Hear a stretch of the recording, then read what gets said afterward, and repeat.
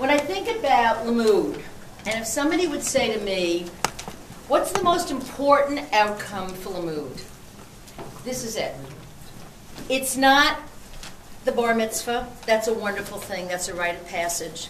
What's important is the young people that are standing before you who are Limmud High, and there are others back there that will be joining us in the fall.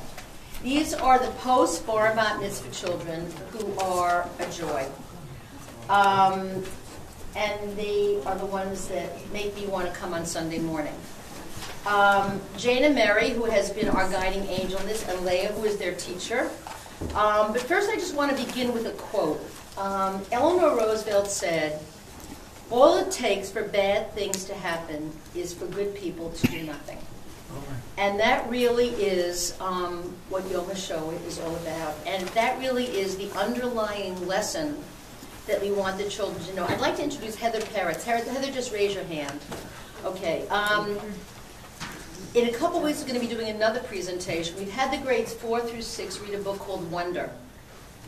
It's a book that everybody should read, although it's written for young people. It's the story of a boy who has born with a very bad facial abnormalities, and it's his journey.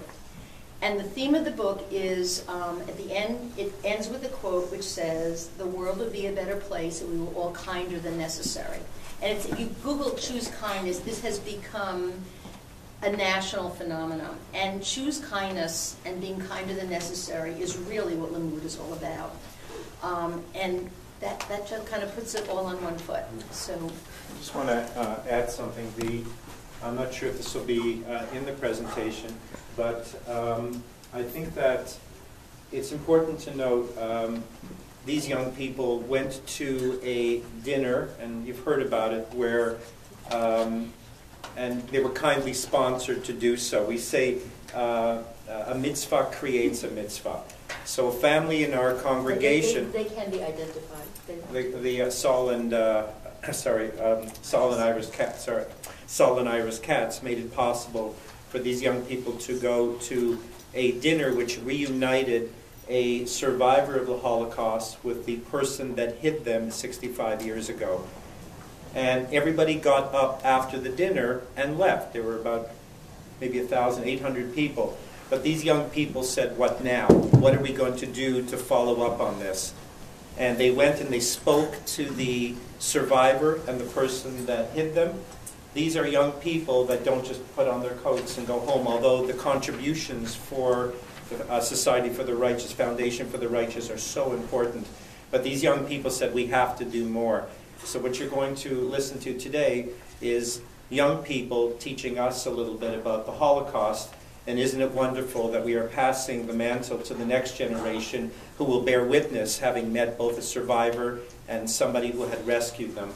So that's the proud thing for us, is that we have handed this to a new generation, and you guys will be the witnesses, because long after the survivors are gone, you will remember what you saw that night. And we're just very, very, very proud of you that you just didn't sit back. You went forward to talk to them and to take this to the next level. So we bless you for that. It's just a wonderful thing you're doing.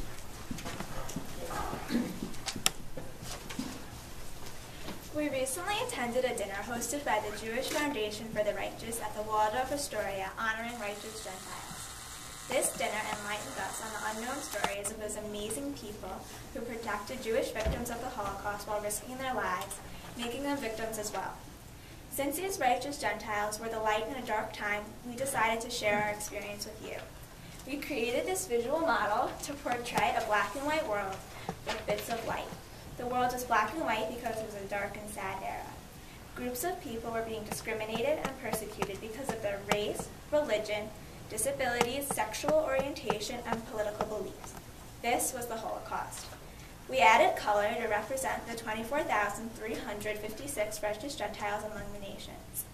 It is important to acknowledge those who spoke out against injustice and were not swayed by mob mentality, because we must teach others to be the good in the bad place and do what is right. It only takes one person to make a difference. Now we're going to tell some stories of these wonderful people who saved lives in the first person, to give you specific examples and a better idea about what these people did and how they were the color in a dark and dangerous world. Radom, Poland, 1941. My name is Alana. I was 2 years old when my mother and my mother's family disappeared into the Radom ghetto. My father and I were able to get to the home of Mariana Kite, a friend of my family. Mariana took us in and raised me like I was her daughter. My father was hidden under the floorboards in the one-bedroom house. We lived in constant fear of being discovered by the Germans or being denounced by Mariana's family or neighbors. The gospel came several times asking Mariana questions. Mariana was single and had very little money. In order to provide for the three of us, she would go into restricted areas to trade her belongings for food. My father and I stayed with Mariana for the entire war. I continued to live with Mariana until 1950 when I left for Israel with my father. I have remained in contact with Mariana. Mariana is in her 90s and continues to live in Radom.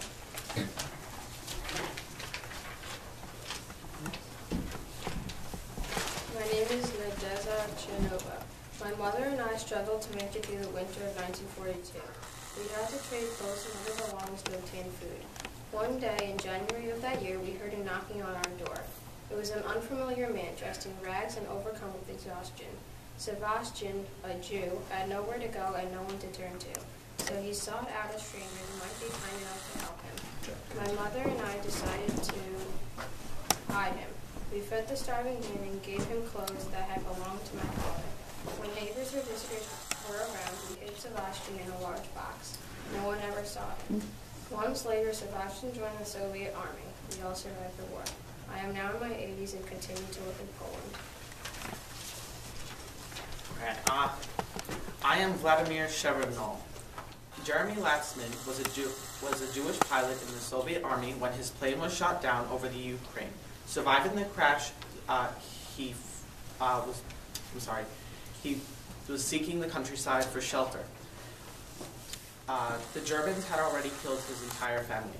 By chance, I met Gregory when I was out for a walk. Gregory told me he was Jewish. I understood that without assistance, he would surely be caught and killed.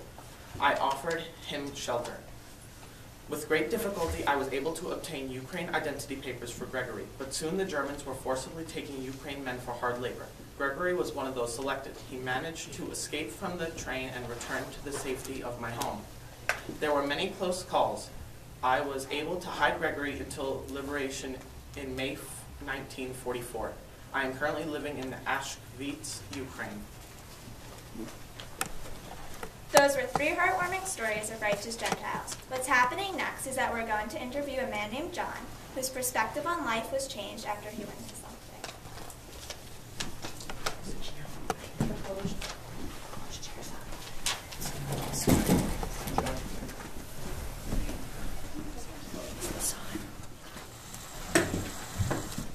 Not you, different job.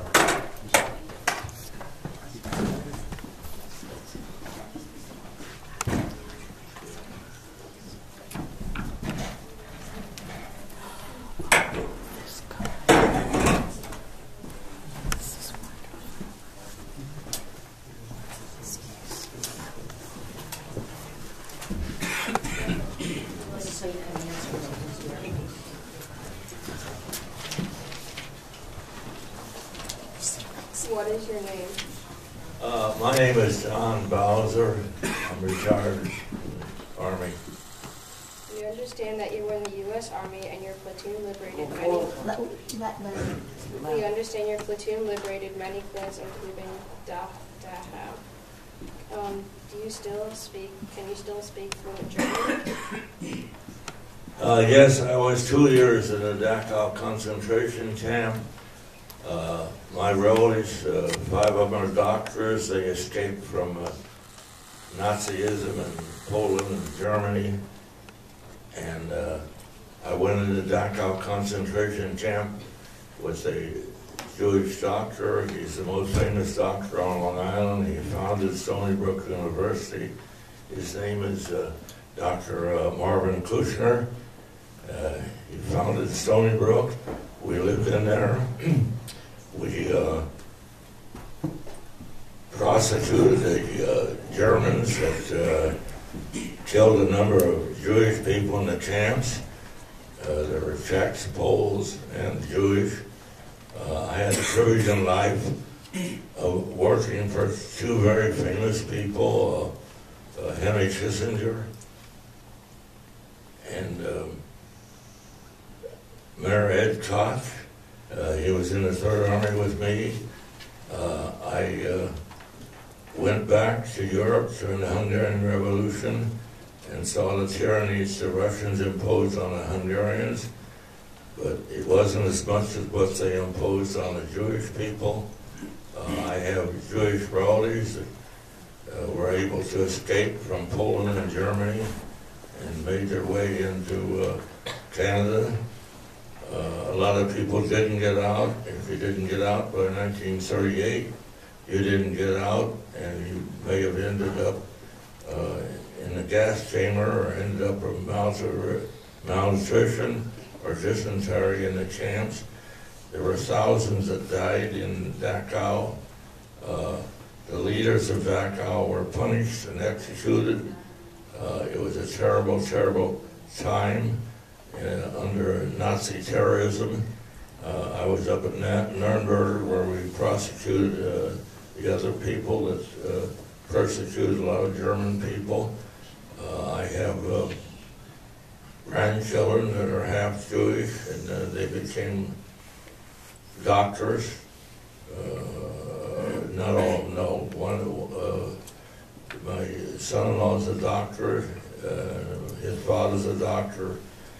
They got out of Poland and Germany. There's a lot of people suffered quite a bit. I remember this lady, Golda Meir, back there. She did a lot for the Jewish people.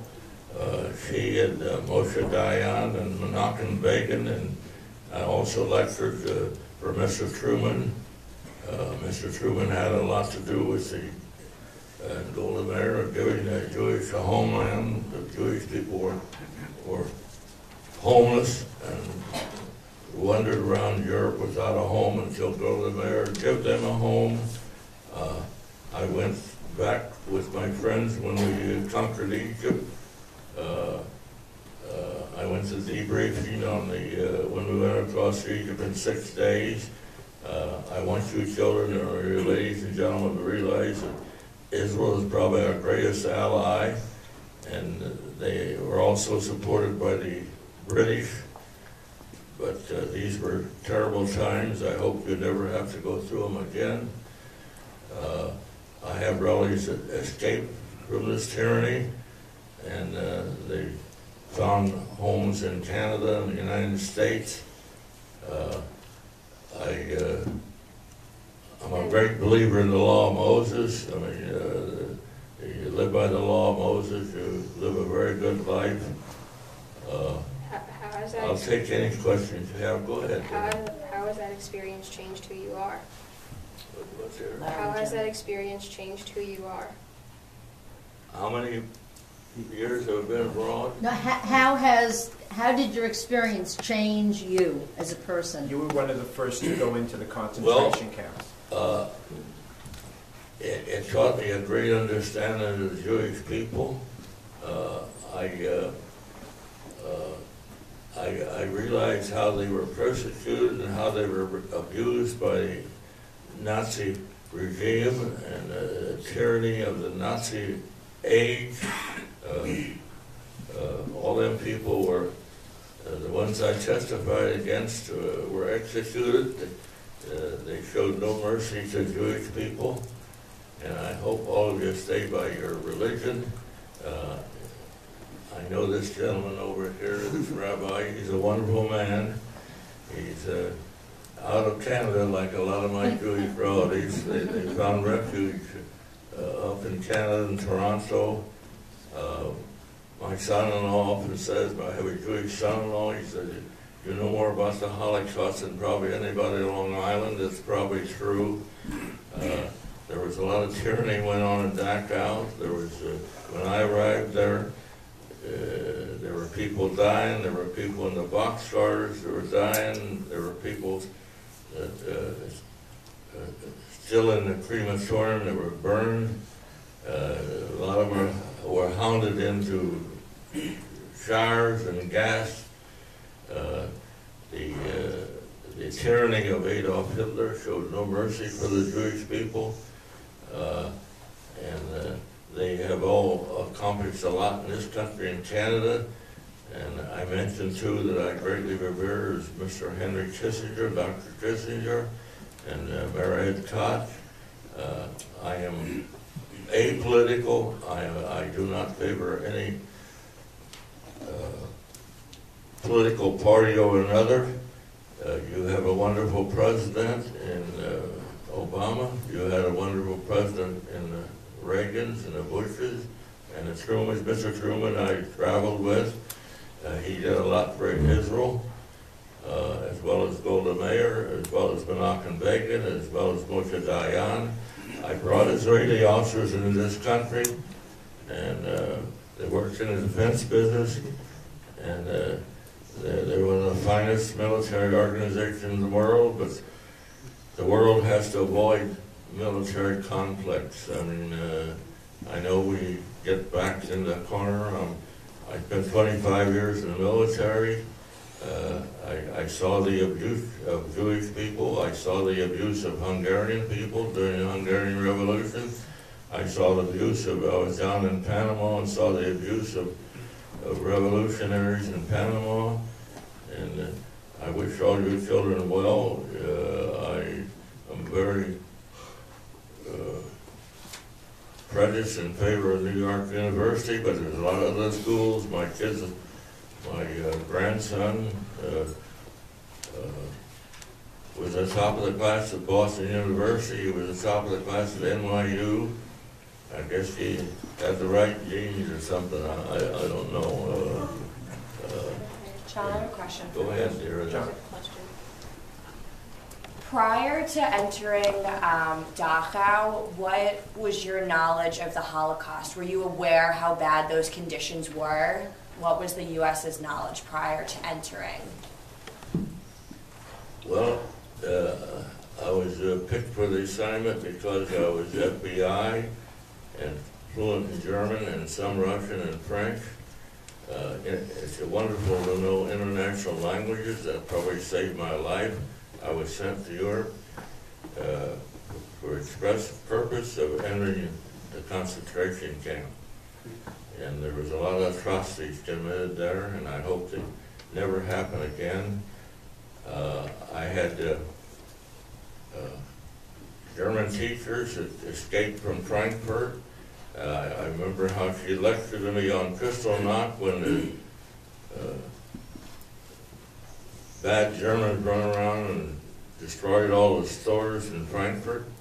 That the knowledge I gained quite a bit from professors that escaped from Germany and told me about the terrible things that the Nazi regime did against the Jewish people. So I had quite a bit of knowledge of what was going on in Germany, and that's my background in the FBI, and speaking fluent German changed my life, and I was glad to marry into a fine Jewish family. It's delivered probably 1,000 babies in Glen Cove and Oyster Bay and Roslyn, and it's been a privilege to be around Jewish people all my life. I mean, they did a lot for me, and they did a lot for this country, and you people have to stand up for your rights. You have a great heritage. You have some great men around the world, and of course a lot of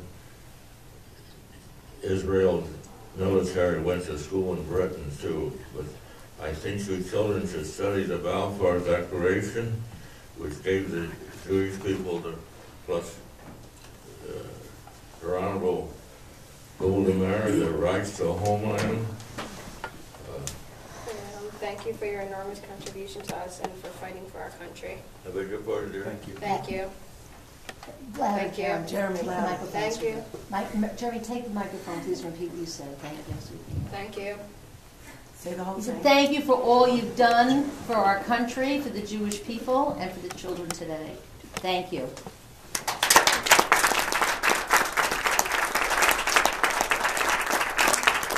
been very pleased to be here. Believe me, it all started with man's inhumanity to man.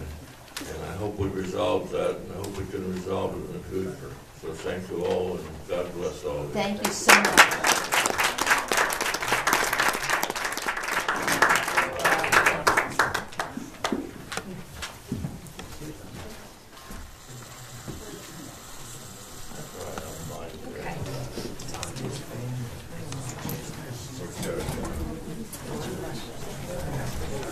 You might want to use the mic.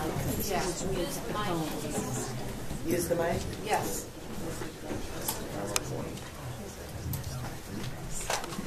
John, thank you so much for just sharing your story with us.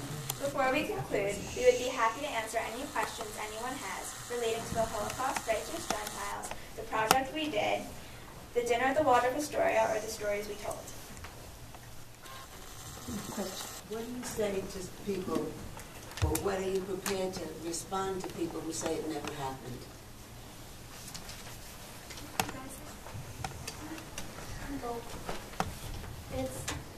We know that it did happen because there are survivors and there are documents, and I think now that we know that it happened, we can make sure it never happened again and make sure the world is a safe place. So we will make sure that the world is good. I just wanted, when we went to the dinner, Michael and I were privileged to go with him. One of the things that we talked about is how important it is for them to bear witness, because they are the last generation that will bear witness to this. And so if anybody ever says it never happened, they can talk about the people that they have met, and they really are a living testimony. So that's a very good question, and that was something that we talked a lot about when we went to the dinner. How did you react when you heard the stories? Okay. So when we learned about the Holocaust, we always pictured it black and white because there was no happiness when we learned about it. And when we went, we saw the actual people who survived and their story, and that just brought a bunch of color and hope in the story. Me and Tammy were crying. And yes, it brought color to a sad story for era. Anyone else have any questions? Could you tell us about this organization? So they're basically an organization called the Jewish Foundation for the Righteous that reunites after many people have been seen since the war ended. A person who hid, a Jewish person, to protect them and save their lives, and so they reunite them so they can meet again, and it helps find the people and just bring them back together.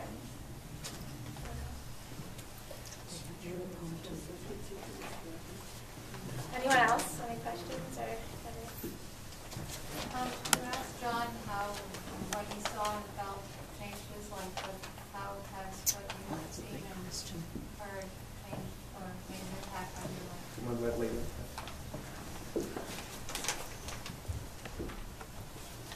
Well, when we went to the dinner, it really made an impact on my life because when I was little, I only thought that there was good in the world, and then as I grew up, I heard more and more about bad people and the bad things that happened in the world. So this made a big impact because it's really hard to believe that something this horrible could have happened. And even though it's hard to believe, it did happen. And people learn from their mistakes, and hopefully because it happened, it will never happen again. And we can help prevent that by keeping people aware of it and knowing that it's bad. Oh, Alana, could you please repeat the comment you made about the name rescuer, because that was really powerful. When they called the situation, there was a rescuer and a survivor, the person they hid, I don't think that they are rescuers, but they were also survivors themselves, because if they were caught, they were going to be killed, just like the person they hid. So technically, they're both survivors, so the term is kind of iffy. I have a question for the boys because they're being overshadowed and outnumbered right now. And I know they have voices, I know that. Over time, by the way, we started this project in January, so it was a great commitment on the part of these wonderful children. And, as a mother and teacher, I know the challenges and the demands they have from school and all their extracurricular activities. So to come here either a Wednesday, a Saturday, or a Sunday, or both, really be committed to this project was amazing, and they followed it through to the end. And we spoke a lot about bystander versus outstander, and that theory. Can you just tell how it relates to your life today and what you can do as a young person? Okay, well, and maybe explain the theory a little bit for some people that might not know. Bystander is someone who sees something bad happen and does nothing about it. But an upstander is someone who does something about it, like all the righteous Gentiles who helped all the Jewish people. The way we could reflect on this today is bullying. If you see something bad happen, you should absolutely try and do something or try and help. Because if you don't help, it's going to only get worse like the Holocaust did. Jeremy, anything to add? Not really, just if you see something bad, you should always stop it and be a good person. Jeremy, could you just relate quickly, because you were an upstander several years ago and you were much younger, could you just quickly talk about the swastika in the store? I was at Macy's one day, and we were waiting, and we were in a chair, and we saw a swastika on the chair, and we wouldn't let it stay there, so we went to the manager, and we got the chair, and we left in the store. And he was only about 10 or 11 when he did that. Do you want to read the poem? We're going to end with the reading of a poem by Shel Silverstein. You can interpret this poem however you would like, but we were all in agreement when we discussed it that this poem really spoke to us about how to be the light in a dark place. The Voice by Shel Silverstein. There is a voice inside of you that whispers all day long. I feel that this is right for me. I know that this is wrong. No teacher, preacher, parent, friend, or wise man can decide what's right for you. Just listen to the voice that speaks inside.